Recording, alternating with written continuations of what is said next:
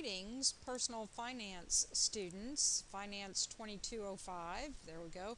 Personal finance, guess what? We are beginning week number 7 of the semester. Can you even believe it? And if you think about how many weeks there are in a semester, about 15, 16, I would say 15 and a half weeks. Well, guess what that means? It means it's about midway through the semester, which also means it's about time for a midterm. It also means it's about time for fall break, right? So let's concentrate, though, first on the midterm, because that's what we have to get through to get to the fall break. So let's see, what lies ahead here? Well, we need to touch base and talk about things. As I am releasing this video, I have not yet posted your discussion grades for Chapter 5. I do expect to have those within the next few hours, and so I'll send you an email when those grades are ready, and probably more comments on that. Don't forget that you have a very important due date coming up for Chapter 6, right? So Chapter 6 is the last chapter that we cover before our test. So very important that you do well on the quiz and the discussion. So test number 1 is near, and by that we mean very, very near, because Chapter 6 quiz and discussion due dates are Monday, and you know that. And so the test number 1, opens Tuesday. I want to talk to you about the test. The good news is that you do not have to come to campus. I have these wonderful pictures of people working on computers, because just like your PAWS quizzes are done online through the PAWS system, your test will also be given in the same format. Now, one caution about that. I have this lady sitting here, and you'll notice her computer looks a little older than this computer here, right? So maybe you also have an old computer and maybe a rickety old internet connection, and you know that, I don't know, maybe the last couple times you've been working on an assignment or taking a test, you've had some kind of problem. The computer rebooted, the internet connection dropped, whatever it happened to be.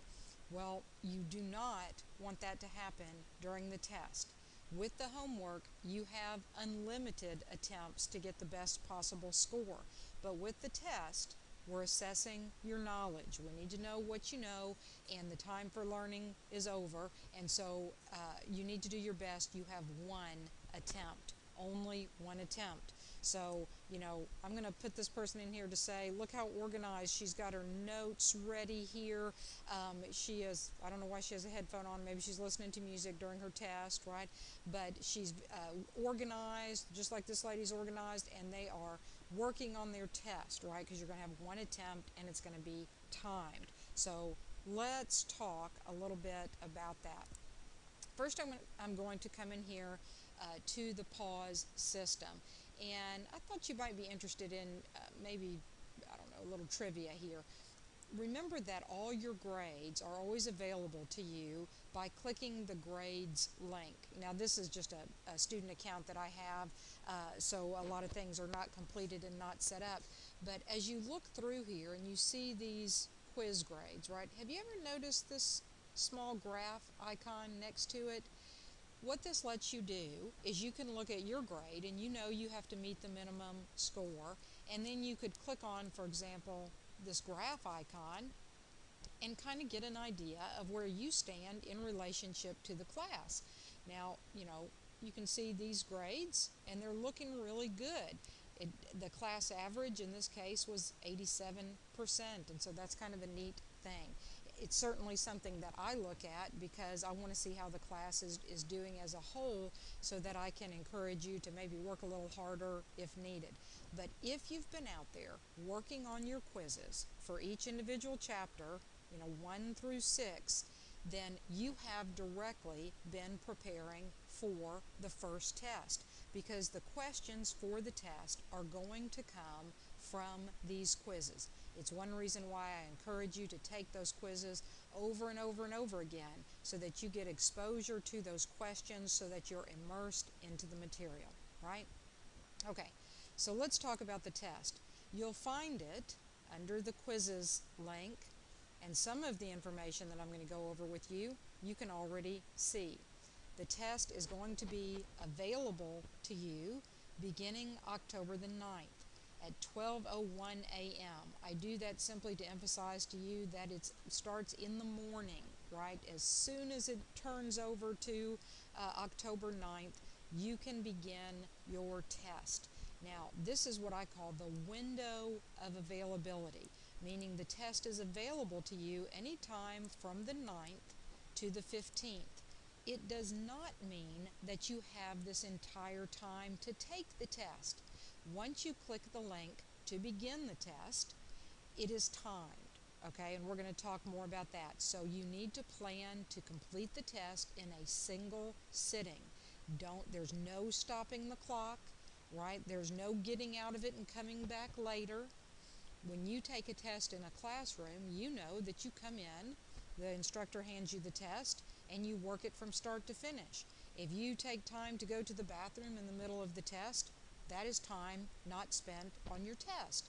So when you get ready to take it, you do not want to be headed out the door, going to the grocery store, going to church. You don't want to be doing all that. It's time to take the test. Have your notes organized, maybe your past quizzes.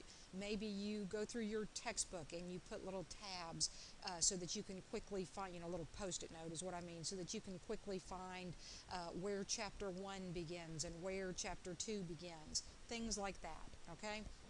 Maybe you even print off your discussion posting. I don't know, whatever you want and feel that you need, because the test is open notes, open book, and it will cover all chapters 1 through 6. Now, as I continue across here, I see that this is a little different than the quizzes. I do not have unlimited attempts. I have only one attempt. So when I say you have one attempt, let me be really serious with you. Let's say lightning strikes your computer. An earthquake hits. Your house catches fire. I hope that doesn't happen. I need to not tease that much, right? Here's my point. For any reason, if your test is interrupted and you cannot get back in to complete that test, that is your one attempt. Now, how many tests do we have throughout the semester? Well, we have this one. I see as I look through the list, here's a test number 2. And then we have a comprehensive final test. You have, and you know this from the syllabus, one test drop grade, okay? Now, if I picked any subject, anything, the first chapter that you cover in that subject is typically, I would say 99.9% of the time, the easiest chapter you will ever cover. So I would try to do very well on this test. I don't want that to be my lowest grade, because that's the grade we're going to drop. I want this to be a good grade because it includes an easy chapter. I think I can do well. I've prepared for it, right? Now, I'm not telling you what to do here, because you can use any of these 3 test grades. Whichever one is the lowest is the one that will become your drop grade. But wouldn't it be best? Look, when we're in December, how hard is it going to be for you to remember all the way back to Chapter 1? So I'm just saying, if it was me, I would try to make this final exam the one that I didn't have to worry so much about. In other words, if I do well on Test 1 and I do well on Test 2, then it would be really nice if Test 3, the comprehensive final, was my drop grade, right? That would take all the pressure off of that test. So you want to do your best on all the tests, but definitely come in strong and do well on this test. Now, how can you find out about the test in more details than what I've gotten here? You're going to go to the content page of our course. Oh, come on.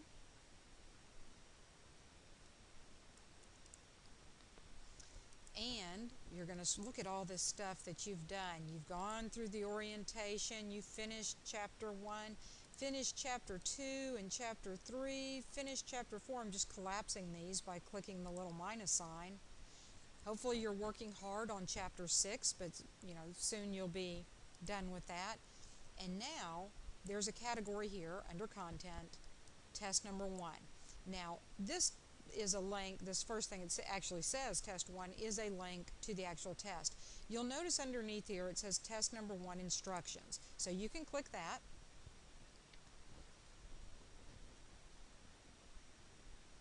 And I encourage you to be patient while this screen loads. This is a PDF file, and they do take just a minute to load. Be patient. Aha, so here it is. Now look how tiny this is. You definitely don't want to read it like this. So what I'm going to encourage you to do is two things. One is, see this little floppy disk that I'm pointing to?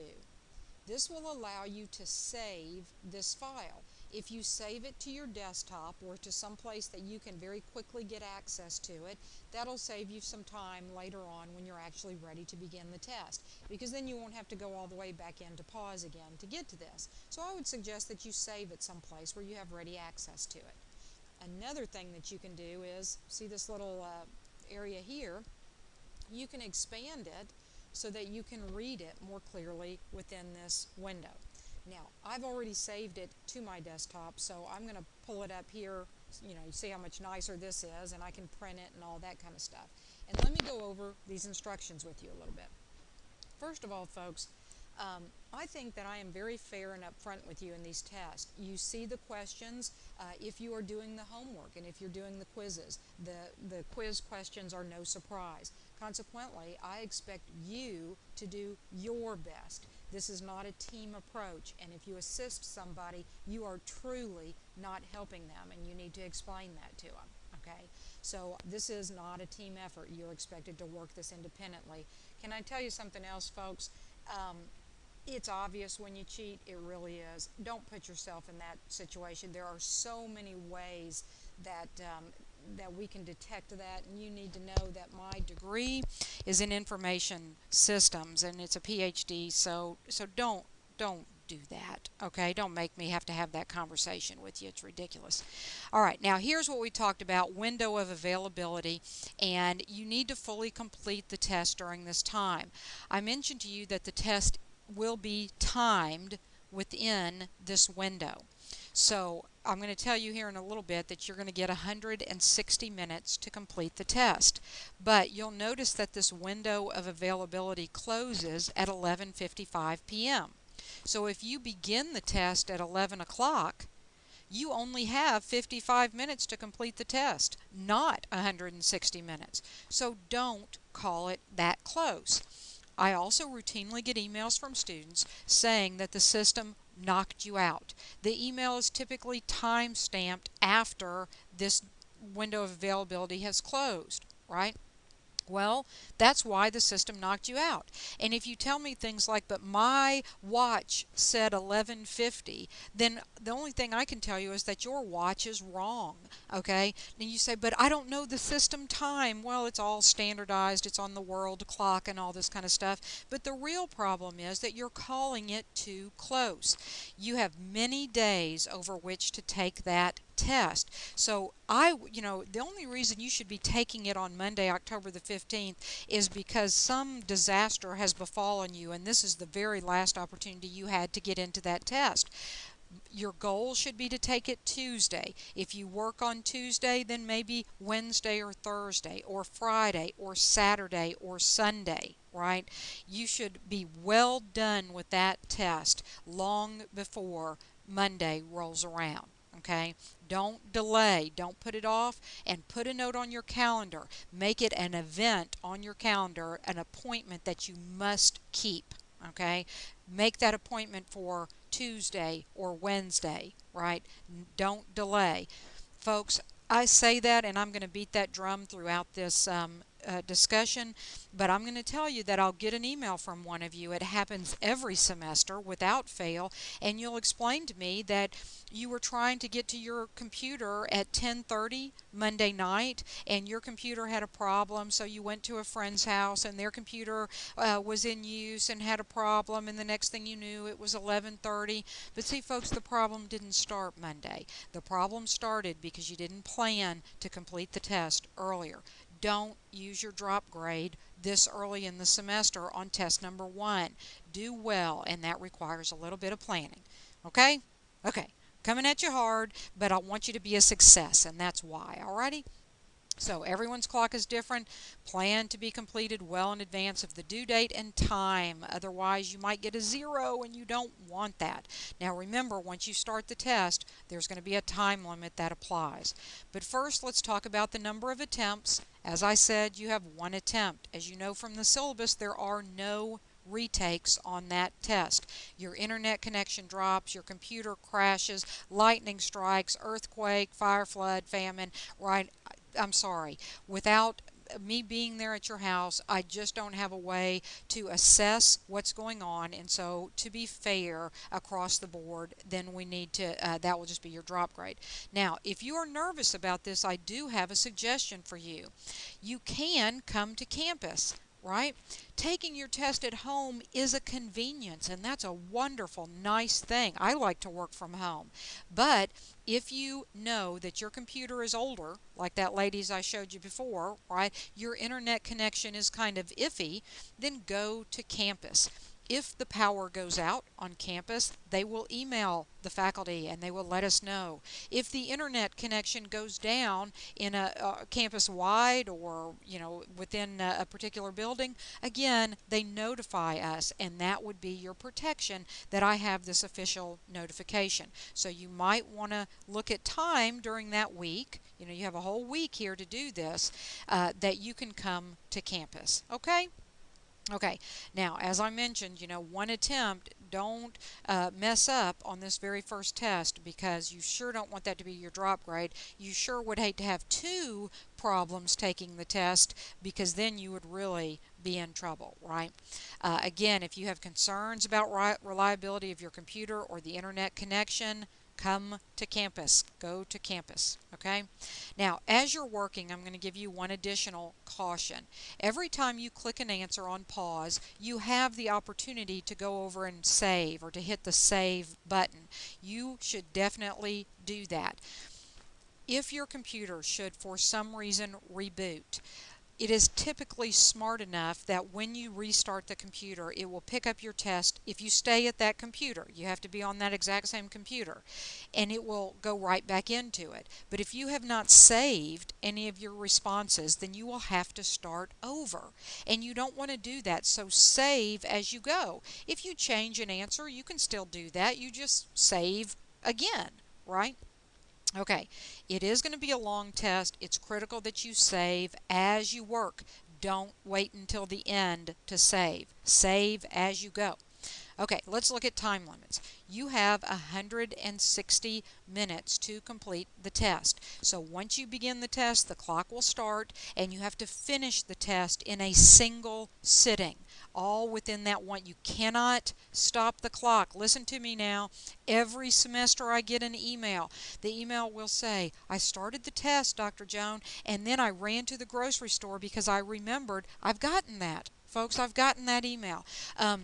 Dr. Joan, I started the test, and then my family and I went to church, and when I came back, the test had expired. Yep, that's what it's going to do, because there's 160 minutes from the time that you begin. So when you begin, you have to finish the test in a single, look at this, single sitting. I'm probably scaring you a little bit. I don't mean to come at you hard, but I want you to be a success. Okay, this is a test just like, if you were in a classroom. So organize, get your book, get your notes. If you need something to drink as you sit there, but keep it far away from the computer. You don't want any accidents, right?